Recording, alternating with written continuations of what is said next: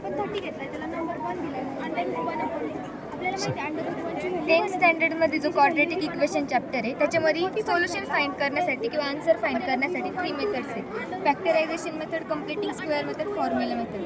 काही वेळेस काय होतं मुलांकडून फॅक्टर्स पडत नाही, म्हणजे फॅक्टर शोधत नाही, त्यांना कळतं अरे नाही फॅक्टरायझेशन मेथड नाही तर कम्प्लिटिंग स्क्वेअर मेथड यूज करायची, तिथे त्यांचा टाईम वाया जातो. कम्प्लिटिंग स्क्वेअर मेथड त्या तुलनेने खूप अवघड आहे, म्हणजे शिक्षकांचं पण म्हणणं आहे आमच्या मॅथच्या की अवघड आहे. फॉर्म्युला मेथडमध्ये फॉर्म्युला लक्षात ठेवणं खूप डिफिकल्ट आहे, म्हणून आउट ऑफ बुक म्हणजे जी आजपर्यंत सिलेबसमध्ये नाही अशी वेगळी मेथड अप्रोच मेथड म्हणून मी घेऊन आलेले आहे आज या प्रदर्शनामध्ये. तर त्याचे आन्सर्स म्हणून मी as a roots x and y consider केले. इक्वेशन काय असतं क्वाड्रेटिक इक्वेशनचं की ax² + bx + c = 0. आपण variable a b c d कोणतं पण घेऊ शकतो आणि आपल्याला माहिती की ह्या इक्वेशनमध्ये c म्हणजे काय असतं, जे आन्सर्स येतात त्यांचं मल्टिप्लिकेशन c आलं पाहिजे आणि ॲडिशन किंवा सबट्रॅक्शन b म्हणजे मिड टर्म आली पाहिजे. म्हणून मी b = x + y पुढे मायनस साईन दिलं, c = x × y, कारण की आपल्याला माहिती आपला रूल काय सांगतो मल्टिप्लिकेशन ऑफ रूट्स मी कन्सिडर केलेत x आणि y. मायनस साईन का घेतलं बीला? इथे बीला मायनस साईन कारण की आपल्याला माहित नसतं ना आतमधली टर्म प्लस आहे का मायनस आहे. जर का आतमधली टर्म मायनस असली आणि बाहेर मायनस असली तर ऑटोमॅटिकली प्लस होतं. मग ते व्हॅरी होईल का प्लस मायनस नुसार? ते बरोबर हे होईल म्हणजे सबस्टिट्यूट आता तू कन्सिडर केले का मधली मायनस?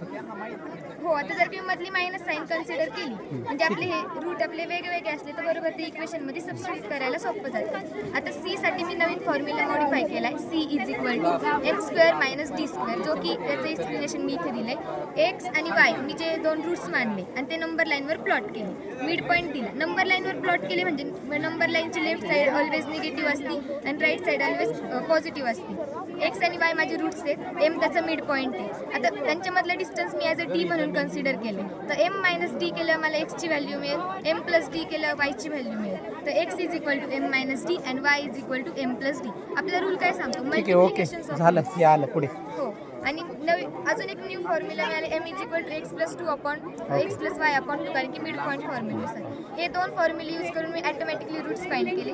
b = -x + y इथे दिल्यानुसार b म्हणजे 8 होतं, मायनस दिलं कारण की मिड पॉईंट होतं. c मल्टिप्लिकेशन होतं ॲज इट इज 5 आलं. m x + y 2 ह्या फॉर्म्युल्यानुसार x + y ची व्हॅल्यू 8 होती, अपॉन 2 4 आला. c = m² - d² जो आपण फॉर्म्युला मॉडिफाय केला, c ची व्हॅल्यू प्लॉट केली 5.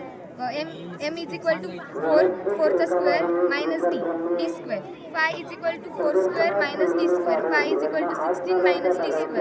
d². d² इकडे मायनस होतं, इकडे जाऊन प्लस झालं, 5 प्लस होतं, इकडे जाऊन मायनस झालं according to maths rule. d² = 16 - 5 = 11. तर इथं स्क्वेअर आहेत, आपल्याला स्क्वेअर रूट ठेवावं लागेल. स्क्वेअर रूट आपण मायनसचा केलं का प्लसचा आपल्याला माहीत नसतं, किंवा निघताना मायनस निघेल का प्लस माहीत नसतं, म्हणून प्लस मायनस बोथ साईन द्यावं लागतात. फॅक्टर्स आपल्याला माहीत होते, x = m - d होतं आणि y = m + d होतं. So m = -4 - d - 11, y = -4 y = m + d -4 + 11 आपल्याला रूट्स मिळाले. विदाउट कोएफिशियंट घेऊन केले तू, बरोबर ना? आणि हे कोएफिशियंट म्हणजे कम्प्लिटिंग स्क्वेअरला ही 10th ची मेथड आहे ना इकडली? हो, ही पण 10th आहे. हे बोथ फक्त 10th साठी जे नाही ही दुसरी आहे ना मेथड? नाही मेथड सेम आहे. एक्झाम्पल वेगळे आहे ना, म्हणून थोडंसं ही लेंथी झाली, कारण की मला असं म्हणायचं तुमच्या बुकमध्ये ही आहे ना तुम्हाला? या तिन्ही पण आहे बुक हो, मध्ये, ह्या 1 2 3 ती- आहे बुक मध्ये. नाही, तू इक्वेटिंग ही कोणती घेतली तू? हे एक्झाम्पल्सचे 2 टाईप म्हणजे असतात. एक विथ कोएफिशियंट असते x ला आणि एक x ला. आता एक्स ला हा, कोएफिशियंट without मग काहीच आहे आणि हा प्रॉब्लेम नाही with येणार. coefficient. याला कोएफिशियंट आहे म्हणजे त्याचं पहिलं कोएफिशियंट आपल्याला काढावं लागेल. दोन्ही ह्या मेथडने हे करून मी पाहिजे. हे आम्ही केलंय ह्या आपल्या अप्रोच मेथडनी, फॅक्टरायझेशन मेथडनी आणि मी हे सॉल्व्ह केलं फॉर्म्युला मेथडनी. तर तिन्ही मेथडनी माझे आन्सर राईट येत आहेत. छान. ठीक आहे, पण ऐक ना, एवढंच एक्सप्लेनेशन पाहिले ना